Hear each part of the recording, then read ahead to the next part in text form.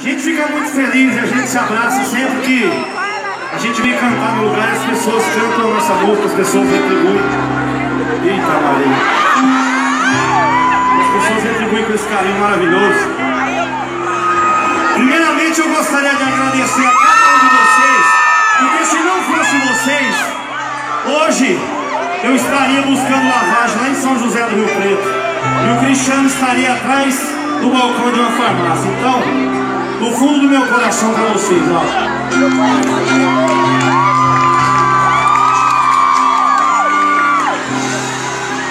Se pra essa noite ficar ainda mais linda do que já tá, eu gostaria que cada um de vocês soltasse a voz e cantasse com a gente assim, ó.